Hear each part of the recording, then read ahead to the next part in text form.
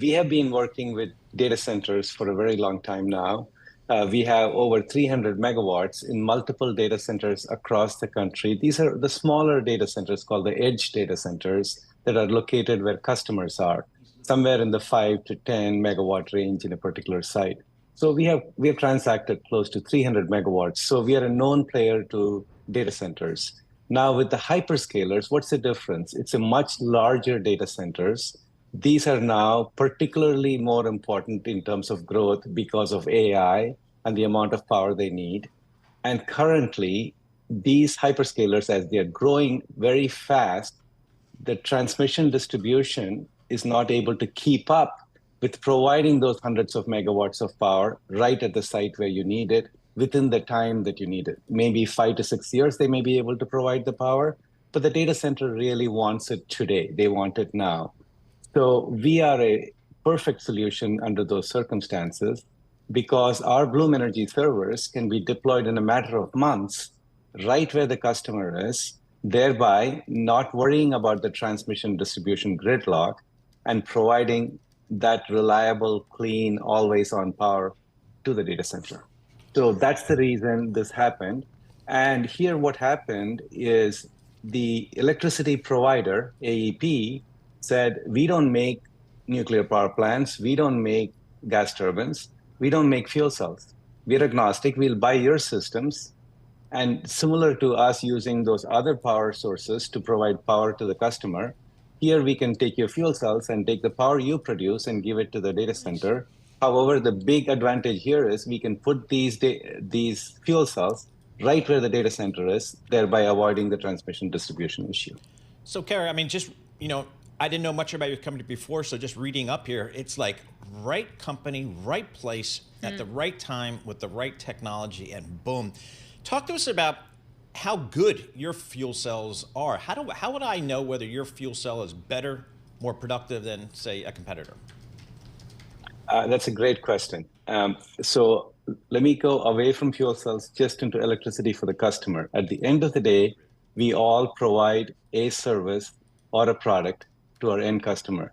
That electricity that a data center takes has to be clean. It has to be always on and reliable 24/7. It needs to have a pay-as-you-grow characteristic, and it needs to be future-proofed in terms of sustainability. Bloom Energy is one of those solutions that offer all of the above, no ors. It's the genius of and. So we are the most efficient way of taking natural gas and making electricity out of it without combustion.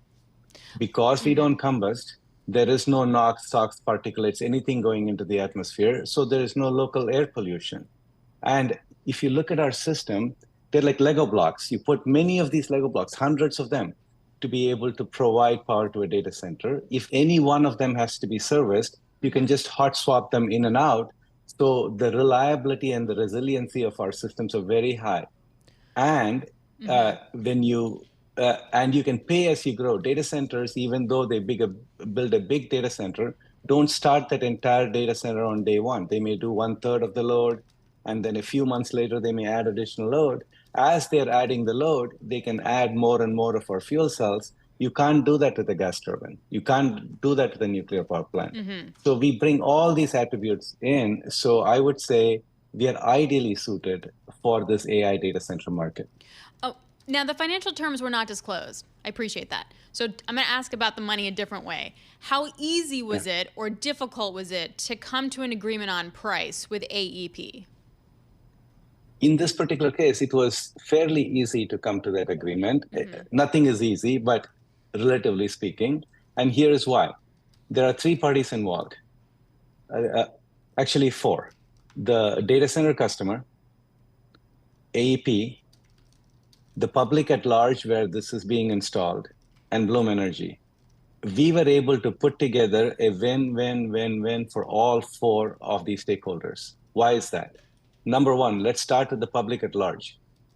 With other kind of provisions that were being contemplated, the fear of the ratepayer was because the hyperscaler is going to get a large amount of power from the transmission distribution company, they will end up carrying the bill.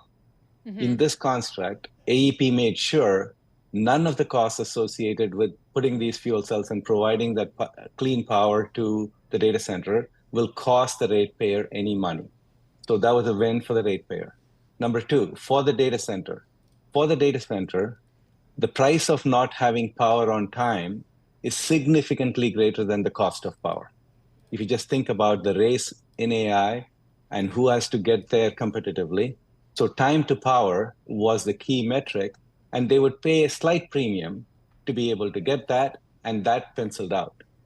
For AEP, they were able to grow their customer base, give them their growth needs without disintermediating them and having them go to some other state, which is what has been happening in places like Virginia, where data centers are moving away from there because there is not enough power. So it was a win for AEP in retaining their customer and taking care of their customer and making money.